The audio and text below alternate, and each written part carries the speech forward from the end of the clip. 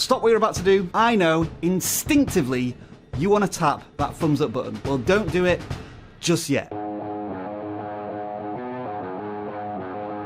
Now then, hey folks, I'm Rob. Welcome back to vidIQ, educating you on your YouTube journey. And today's lesson is all about getting discovered on YouTube. This is one of the things that many creators complain about, YouTube not giving their content a fair shot, especially smaller creators. Well, the truth is, it's probably not YouTube's fault. It's likely your fault because you've got a backwards way of thinking about the YouTube algorithms. Yeah, we're using that term again. In short, YouTube isn't here for the benefit of the creator. It's here for you, the viewer. That's why you're watching this video right now, thanks to YouTube's recommendation system. Now then, full disclosure, the source of truth for this video comes directly from YouTube and the Creator Insider team, who just published a phenomenal video all about the discovery engine. So that's well worth checking out, as we're pretty much riffing on their information. Alrighty then, let's get you in the right frame of mind for this lesson. You do not need to be an expert in algorithms, nor do you need to be a data scientist. But what you do need to understand is your target audience and the intent of a viewer within that target audience. And let's try and get away from the idea of an algorithm, because YouTube have already given this collection of AI a name, and that is the recommendation system. The goal of this recommendation system is to help viewers find content they want to watch and maximize their long-term satisfaction. And to understand all of this a little bit more, it's time for a brief history lesson.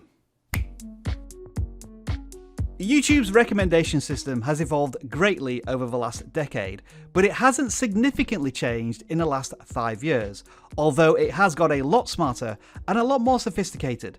But in the beginning, YouTube needed to fix an obvious and major threat: clickbait. And after a decade of tackling this issue, I'll say what I've said before. Clickbait, on the whole, doesn't work on YouTube anymore. Remember that when you are researching another channel and looking at their thumbnails and titles, you're likely doing so as a creator rather than a viewer. Thumbnails and titles can only be considered clickbait if they do not deliver on their perceived promise for their intended audience. So if a video has 1 million views and you hate it, well, guess what? The video probably wasn't intended for you. Now, of course, we all know the importance of watch time. The longer a viewer is on the platform, the more ads YouTube can serve to them. So if you can pull a viewer into one of those content rabbit holes, you'll be rewarded for it. But what you might not be familiar with is quality watch time. Because it's not enough for someone to just watch a video.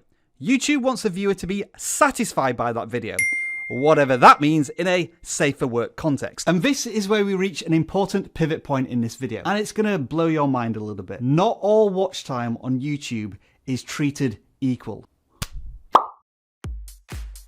So how on earth do you measure the quality of watch time? Well, one way YouTube occasionally do this is through viewer satisfaction surveys, but these don't appear on every single video. All of this stuff, on the other hand, does. So yes, YouTube is clarifying right here that all of these data signals can contribute to the success of a video. But is it even more sophisticated than that? Now let me be clear here, I'm just floating a theory. This does not come directly from YouTube.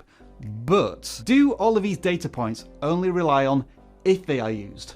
What about when they are used? Let me give you a quick example. In the first 5 minutes of us launching a video, we always get a comment that says that the video has more likes than views. And this is because at the very beginning, many viewers instinctively like the video, which is why I asked you not to like this video. And through a decade's worth of data, YouTube probably knows this. My guess is if likes are more progressively spread out across a video, that is a clearer indication of viewer satisfaction rather than viewer channel loyalty. And with all of that being said, you have my permission. Now again, let me stress that was just my theory, but I believe that's the level of sophistication that YouTube's discovery recommendation engine is working at. Consider how satisfied you are as a viewer to use this button.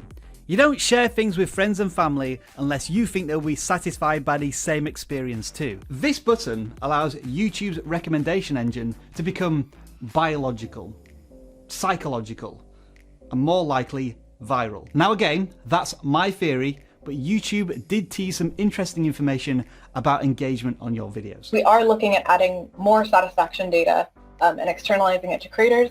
So it is something we're working on. Oh, there's nothing that satisfies me more than new YouTube analytics. Yeah. It seems clear then that YouTube are digging deep into engagement signals to determine whether or not videos satisfy viewers. And when they do, YouTube makes them more discoverable. But the question remains, how and where are they discovered?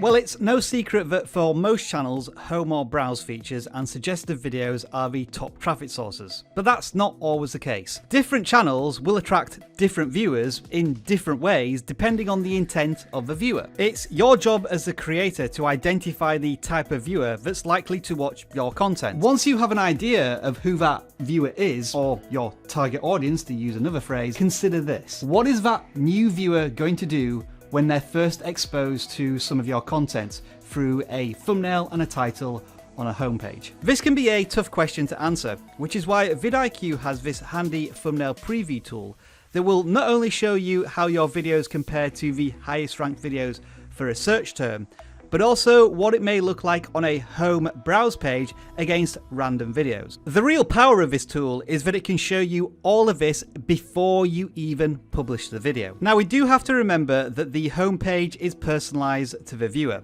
and that will depend on how much a viewer watches a channel or a topic over time. Now, topic is an interesting word to use because that relates back to keyword research. Keyword research allows you to become intimate with the language used in your video topic. And once you know this, you can ensure that it is prevalent throughout your video, be it in the thumbnail, the title, even the metadata. All of this will not only help YouTube understand what your video content is about, but guarantee that your viewer knows they're in the right place. And the happy offshoot of all of this, of course, is that, fingers crossed, your videos will rank higher in search. All of this, of course, vidIQ can help you with through our keyword research tools that you see on screen now. Also, try to remember that the homepage represents the beginning of a viewing session on YouTube. Although the page is personalized for the viewer, they might not yet have decided what they want to watch first, and that's where you come in. Consistency is the key here.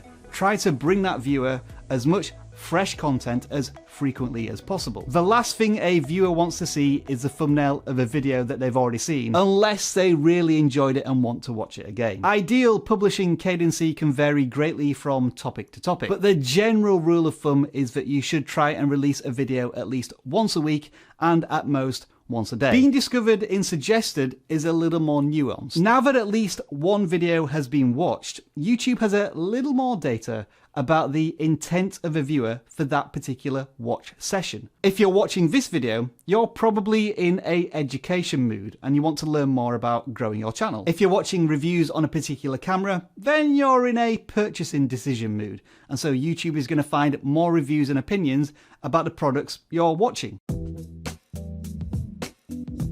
As an example, this is a video we made about the copyright matching tool.